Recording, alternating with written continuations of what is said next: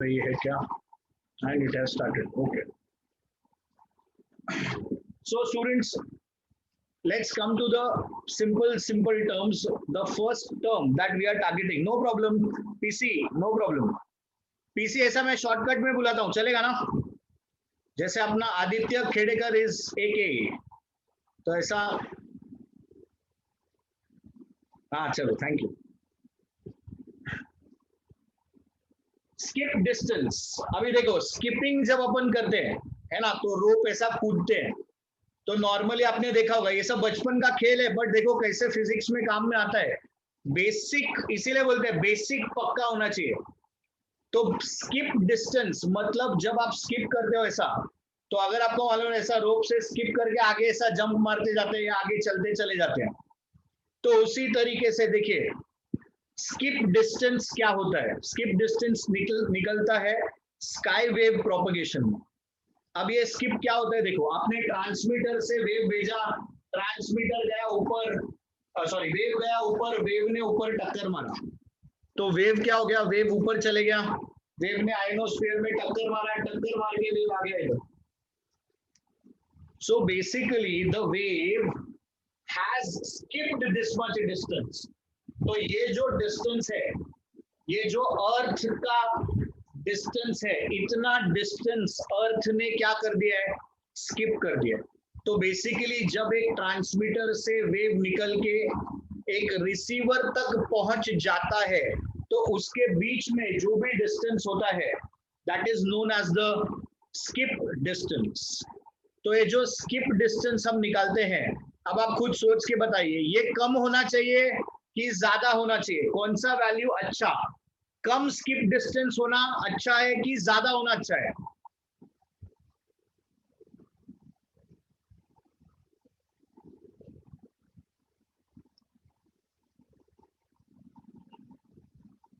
अरे क्या बात है, ज्यादा होना चाहिए भाई, ज्यादा होना चाहिए। स्किप डिस्टेंस जितना ज्यादा, मतलब आपका वेव उतना दूर जा सकता है। अरे भाई कॉस्ट लगता है ना, टावर फ्री में थोड़ी बनता है। आपको जमीन लगती है, आपको मटेरियल लगता है, आपको उसका वायर्स का कनेक्टिविटी लगता है। तो ये जितना ज्यादा होगा स्किप डिस्टेंस, जितना ज्यादा उतना अच्छा, उतने कम अपने को टावर लगाने पड़ेंगे। बात समझ में आ रही है कि नहीं? सो स्किप डिस्टेंस जितना ज्यादा होगा उतना अपने लिए अच्छा होगा। So basically it is the distance from the transmitter towards the receiver. ठीक, so this distance is known as my skip distance. अब यहीं पर एक और हम टर्म सीखना चाहते हैं, क्रिटिकल फ्रीक्वेंसी। अगर रिसीवर पास है तो ठीक है, पास है तो पास में जाएगा, बट रिसीवर दूर है। See you are not getting my point. अगर मैं एक बॉल को 100 मीटर तक फेंक सकता हूं, तो क्या मैं उसको 80 मीटर फेंक सकता हूं? यस। क्या मैं उसको 50 मीटर फेंक सकता हूं? Yes. So if I can throw it to a distance of 100, तो ऑब्वियसली मेरे पास 50, उससे कम वाले तो हम भेज ही सकते हैं, उसमें तो कोई प्रॉब्लम ही नहीं। So this is my distance that the wave can travel at a particular frequency. ठीक है, चलिए क्रिटिकल फ्रीक्वेंसी पे आते हैं। अरे वेरी गुड समृद्धि, बहुत बढ़िया, अभी वो बताऊंगा मैं। तो क्रिटिकल फ्रीक्वेंसी जो है वो क्या चीज है? हमने बोला आयोनोस्फीयर या स्काई वेव में आपको 3 मेगाहर्ट्ज से लेके 30 मेगाहर्ट्ज तक का वेव्स यूटिलाइज होता है। मतलब आपका जो ये लेयर है 80 किलोमीटर वाला लेयर है, इधर 3 मेगाहर्ट्ज का वेव जाएगा, टक्कर मारेगा, वापस आएगा। तो आयोनोस्फीयर जो है it comprises of different layers, 80 kilometre, 81 kilometre, 82 kilometre, हर डिस्टेंस पे we can say there is a particular layer, और हर लेयर की एक फ्रीक्वेंसी रिफ्लेक्ट करने की लिमिट है। जैसे if I'm saying 3 megahertz, it will go strike 80 and come back. So if I send 4, it will cross 80. Maybe it goes up to 85. 85 को टक्कर मारेगा और वापस आ जाएगा. If I send 5 megahertz, तो वो 85 को क्रॉस करेगा, 88 को टक्कर मारेगा और वापस आ जाएगा. तो हर लेयर एक पर्टिकुलर फ्रीक्वेंसी को रिफ्लेक्ट करके वापस भेजता है, और जो भी मैक्सिमम फ्रीक्वेंसी को वो रिफ्लेक्ट करके वापस भेज सकता है उसको बोला जाता है critical frequency. So it is the maximum frequency. Critical frequency क्या रहेगा? It is the maximum frequency which will be reflected by the layer of the ionosphere. अब आपके बुक में डेफिनेशंस ये दोनों दिए हैं. क्या नहीं दिया है वो देखिए. ये जो क्रिटिकल फ्रीक्वेंसी है इसको कैलकुलेट करने के लिए एक फॉर्मूला है. The formula is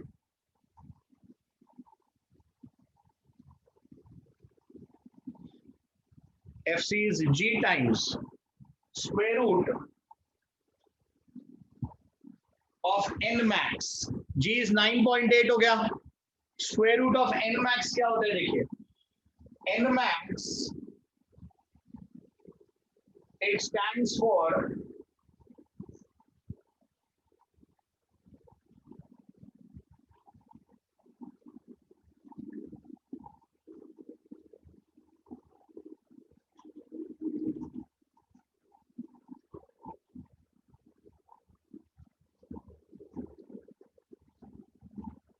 the maximum electron density और the maximum ion density. तो ये क्या चीज है भाई? ये आपका इलेक्ट्रॉन उस लेयर में जो आपके चार्ज्ड पार्टिकल्स हैं, तो आप उसको आयंस लिख सकते हो या उसको इलेक्ट्रॉन्स के फॉर्म में भी दिया जाता है, बिकॉज इलेक्ट्रॉन्स को हम एज चार्ज्ड पार्टिकल्स पढ़ते हैं. सो आपको इलेक्ट्रॉन डेंसिटी दिया होगा या आपको आयन डेंसिटी दिया होगा उस पर्टिकुलर लेयर का, और आप उसकी मदद से critical frequency of the layer calculate कर सकते हैं. तो ये चीज आपको एंट्रेंस में काम में आने वाली चीज है. ये आपके फिलहाल बुक में नहीं है, थ्योरी में. सो क्रिटिकल फ्रीक्वेंसी क्या होता है? It is the maximum frequency which will be reflected by the layer of the ionosphere. कैसे कैलकुलेट करेंगे? critical frequency is equal to G into square root of n max. What is n max? N max is the maximum electron density या maximum ion density. अब वो number कैसे दिया रहेगा? देखो, तो आपको दिया रहेगा 10 raised to 11, 10 raised to 12, ऐसा कुछ दिया. that particular layer वो आप इधर सब्स्टिट्यूट करोगे, फिर आगे का कैलकुलेशन करके आप क्रिटिकल फ्रीक्वेंसी निकाल दो. तो आपको क्रिटिकल फ्रीक्वेंसी का formula. Okay, now again let's come to something more important. अपन ने एक एंटीना लगाया. अब उस एंटीना का एक डिस्टेंस होगा, एक particular distance in all directions, जहां तक वो सिग्नल को फेंक सकता है. ठीक है? तो अर्थ पे वो सिग्नल कितने डिस्टेंस पे जाके पहुंचेगा ये हम कैलकुलेट कर सकते हैं. It is an approximate method of, obviously मतलब वो कोई एग्जैक्ट नहीं है, बट यस एक आपको जनरल अच्छा सा आइडिया आ जाता है. तो देखिए, ये हमारे पास एक ट्रांसमीटर है, ये हमारा रिसीवर है. We have taken the maximum distance. See, whenever we are calculating, हम हमेशा कैलकुलेट करेंगे कि ज्यादा से ज्यादा कितना दूर तक वो फेंक सकता है. तो हमने ट्रांसमीटर लिया, इसका हाइट h, एक रिसीवर लिया है, इसका हाइट भी आप h ले लीजिए. ये दोनों अलग अलग हाइट के भी हो सकते हैं, तो ऐसा जरूरी नहीं है कि दोनों का हाइट सेम ही होना चाहिए. फिलहाल हम कैलकुलेशन के लिए सिमिलर हाइट से कैलकुलेट कर रहे हैं. तो यहाँ पर आपके पास में total distance it will be r plus h. तो ये वाला डिस्टेंस देखिए, this is r plus h. ये एंटीना सिग्नल भेज रहा है, तो एंटीना ने कितना डिस्टेंस कवर किया, we are saying it is covering a distance d, this is where the signal is reaching the earth. ये सब जगह पे पहुंचते पहुंचते this is the maximum distance जहां पे वो अर्थ पे पहुंच रहे। ये डिस्टेंस कितना है भाई, ये अपने पास में डिस्टेंस है r। So from the geometry of the figure एकदम बेसिक पाइथागोरस थ्योरम अप्लाई होता है यहाँ पे। Side 1 square plus side 2 square is equal to hypo square, correct बात है।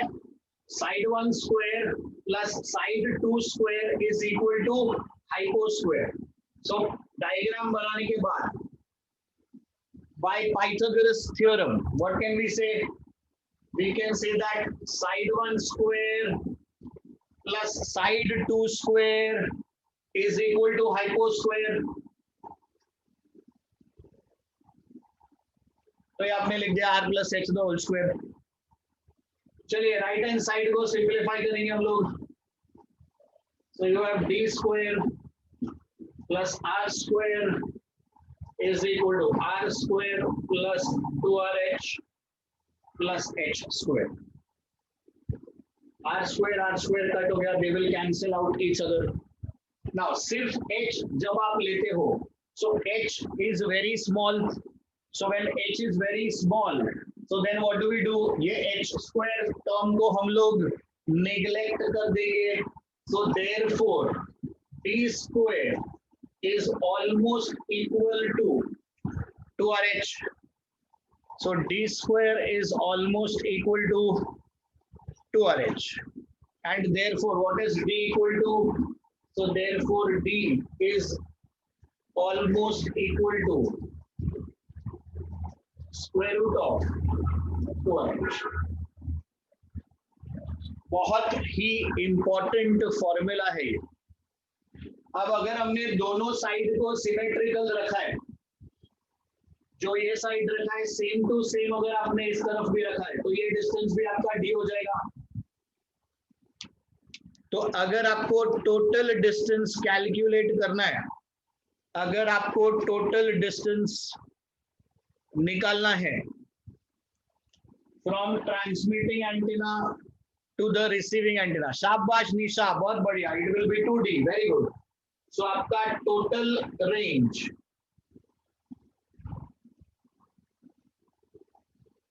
it will be 2d, so this is 2 times square root of 2h।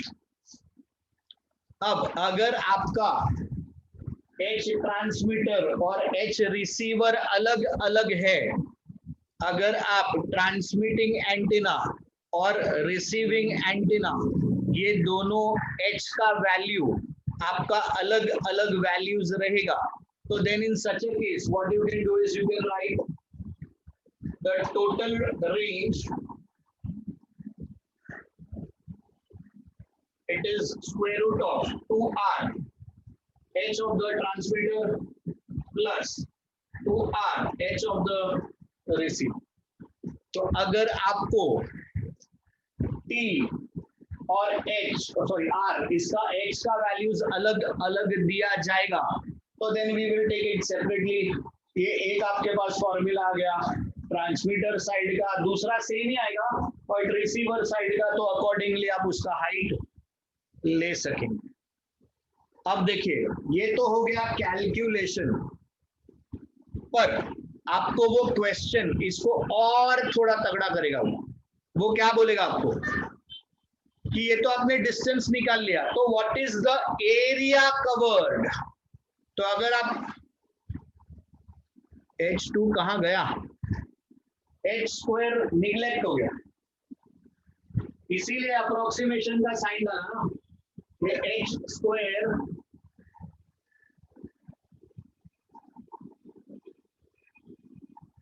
Neglect हो गया। अब आप बोलेंगे कि निगलेक्ट क्यों हो गया, चलिए अपन वो भी देख लेते हैं निगलेक्ट क्यों हो गया। क्योंकि आपका r का वैल्यू जो है वो है 6400 किलोमीटर, ये जो d का वैल्यू आपका लिखा हुआ है ये डी का वैल्यू भी आपका किलोमीटर्स में ही रहेगा.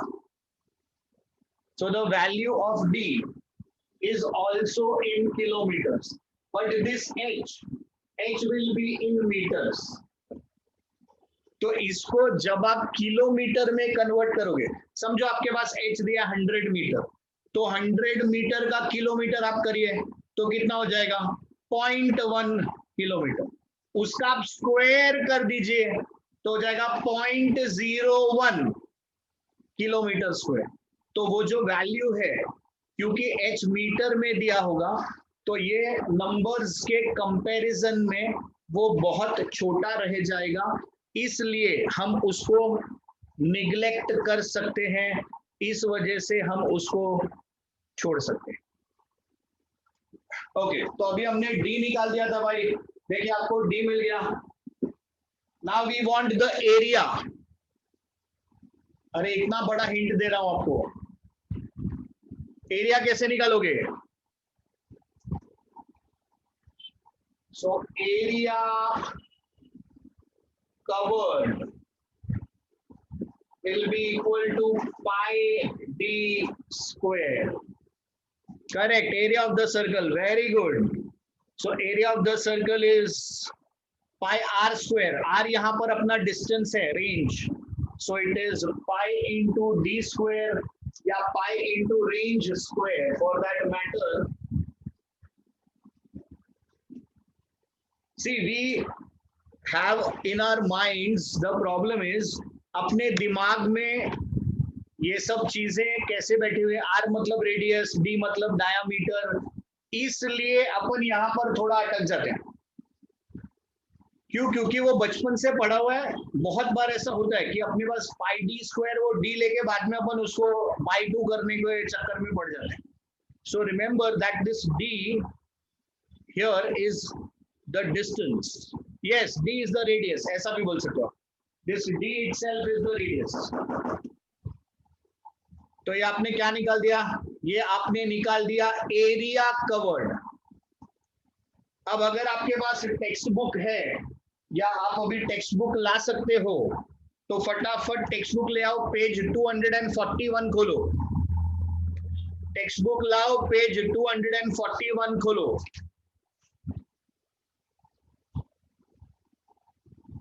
और लास्ट के 3 क्वेश्चन देखो. Page 241 and have a look at the last 3 questions. जिनके पास बुक नहीं है उनको मैंने पिक सेंड किया हुआ है.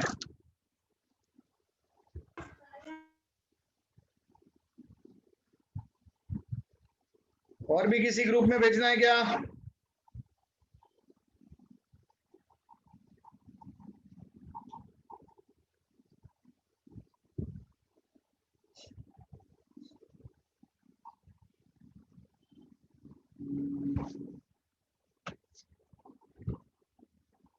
चलिए, आपको भेज दिया गया picture. Please have a look at the questions one by one and let's try and solve them. A TV tower has a height of 200 meter. Height मिल गया.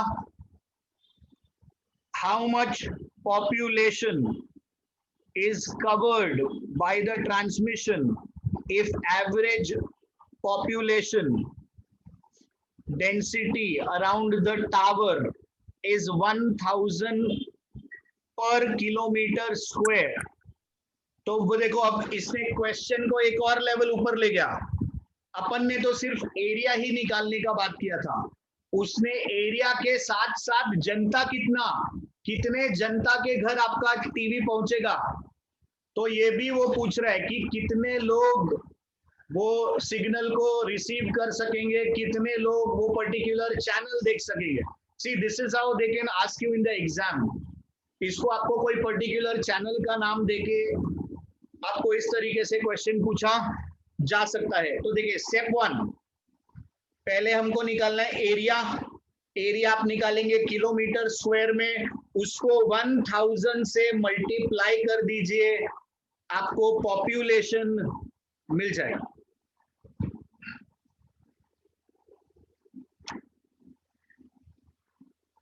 कितना दिया इसने? Average population density, how much population is covered. चलिए let's try this. Screen दिख नहीं रहा है. ओह,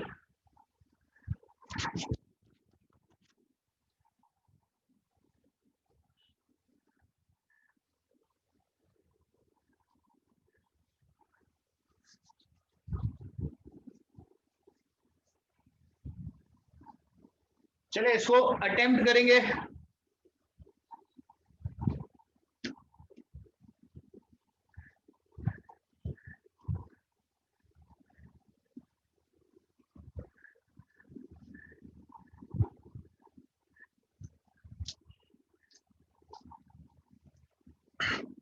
So step 1 we will calculate the area first. पहले अपन एरिया निकाल लेते हैं. स्क्रीनशॉट अभी गया, अब वीडियो देखना भाई आराम से. मेरे को लगा तुम लोग ने ले लिया होगा स्क्रीनशॉट. अभी कैलकुलेशन कर लेते हैं. चलो कोई बात नहीं. तो एरिया निकालिए. Area will be pi D square.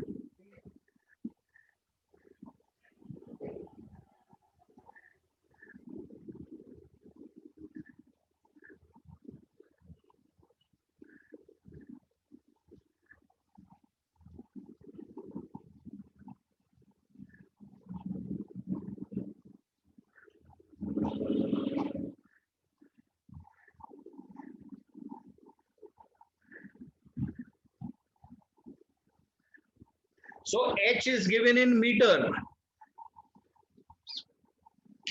H is given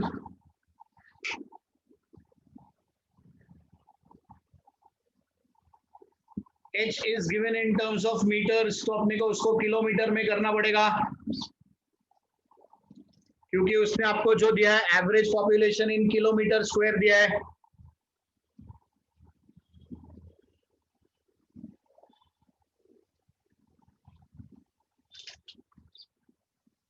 अब ठीक है क्या भाई? जिसको स्क्रीन नहीं दिख रहा था अब ठीक ठाक दिख रहा है क्या? Okay. Yes, sir. 172. This is 6400. देखो 2 0 इसका खत्म करो, एक इसका 0 खत्म कर दो, ये भी खत्म. So this is the area.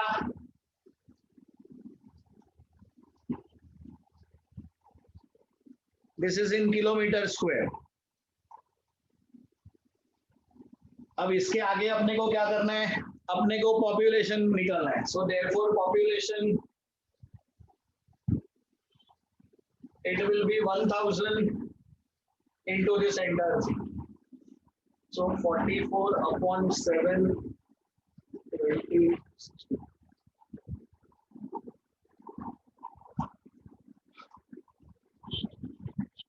तो 3.14 कर ले क्या? या तो ऐसा करो, इसको इधर अप्रोक्सीमेटली 3 से उड़ा दो और आगे का कैलकुलेशन कर लो. नहीं तो इसको 3.14 लिख लेना और आगे का कैलकुलेशन कर लेना.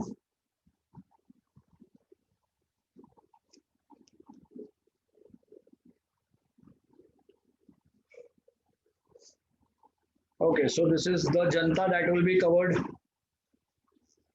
Next देखिए, height of a TV tower is 600 meters. H मिल गया.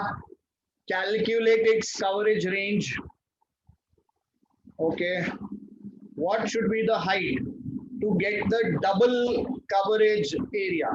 चलिए तो दो क्वेश्चन इधर. First part of the question D निकालना है आपको.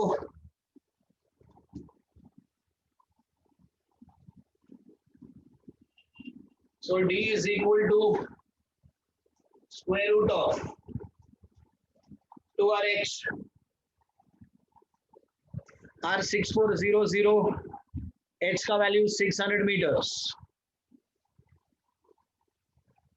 So this is 26400 600 meters. अभी देखिए एडजस्टमेंट देखिए कैसे करेंगे आप. इसको मल्टीप्लाई करो. ये 1200 मीटर हो गया, 1200 मीटर मतलब 1.2 किलोमीटर। तो इसको मैं लिखूंगा 1.2, इसको लिखेंगे 6400, 6400 विल बी 80, 11 का स्क्वायर 11 स्क्वायर इज 121, तो 1.1 का स्क्वायर हो जाएगा 1.21, तो इसको मैं नेक्स्ट स्टेप में लिखूंगा 1.1, so this is 11 into 8, this is 88 kilometers।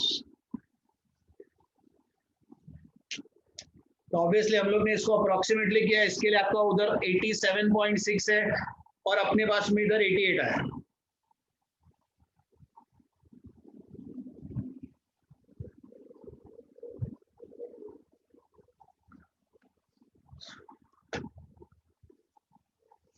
Okay, दूसरी बार देखिए, सेकंड क्या बोल रहे हैं वो आपको बोल रहे हैं what should be the height to get the double coverage area. So second part of the question देखो, A2 is equal to 2 times A1। अब A2 आप कैसे लिखोगे, A2 is equal to pi d2 square, this is 2 times pi d1 square, so pi and pi will cancel, d2 square, d is square root of 2rh, तो इसको आप square कर दोगे तो आपको मिलेगा 2rh2, this is equal to 2 times 2rh1, 2r cut हो गया, कांस्टेंट टर्म्स है, so h2 is equal to 2 times h1, h1 600 था, तो आपका आंसर इधर आ गया 1200। तो आपको हाइट कितना करना पड़ेगा, हाइट आपको 1200 करना पड़ेगा।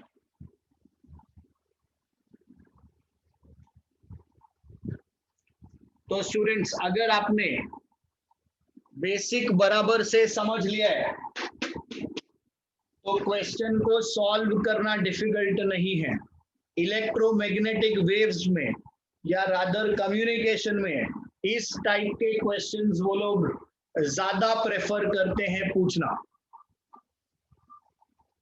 And see try to understand, try to take care of one thing. क्या होता है, आप बोलोगे सर आज से मैं 5 साल पुराना पेपर देख रहा था या 10 साल पुराना पेपर देख रहा था, उसमें तो इलेक्ट्रोमैग्नेटिक वेव्स पूछते ही नहीं थे। तो जितना इम्प्रूवमेंट सेमीकंडक्टर्स इलेक्ट्रॉनिक्स में अभी जो लास्ट 10 सालों में हुआ है उतना पहले नहीं हुआ था। और जो JEE के एस्पिरेंट्स है, से आपको ये भी समझना चाहिए कि ये किसके लिए इंपॉर्टेंट है। आप आगे इलेक्ट्रॉनिक्स इंजीनियरिंग, आप आगे इलेक्ट्रॉनिक्स एंड टेलीकम्युनिकेशन इंजीनियरिंग आपको करना है, तो उसमें यही कॉन्सेप्ट्स का ज्यादा यूज आ जाएगा। तो जो पहले पुराने टाइम में जो टॉपिक्स पे ज्यादा क्वेश्चंस आते थे, अब धीरे धीरे आप देखिए सेमीकंडक्टर्स जो आपके लास्ट 4-5 चैप्टर्स है जिसको हम बोलते हैं मॉडर्न फिजिक्स, तो मॉडर्न फिजिक्स का जो वेटेज है वो लास्ट कुछ सालों में काफी बढ़ा है। और उसका एक सिंपल लॉजिक भी है कि ये चीजें आज के डेट में ज्यादा इंपॉर्टेंट है या ज्यादा यूजफुल। चलिए लास्ट क्वेश्चन, एक क्वेश्चन बाकी है वो भी देख लेते हैं।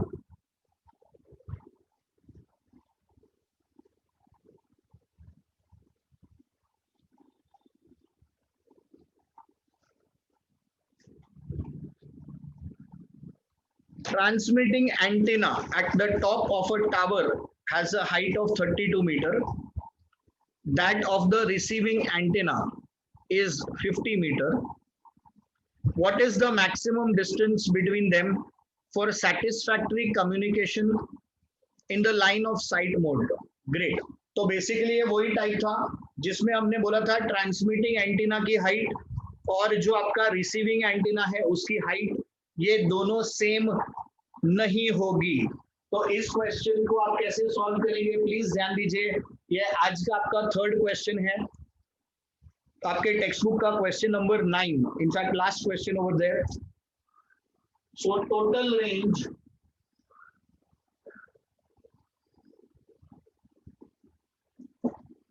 it will be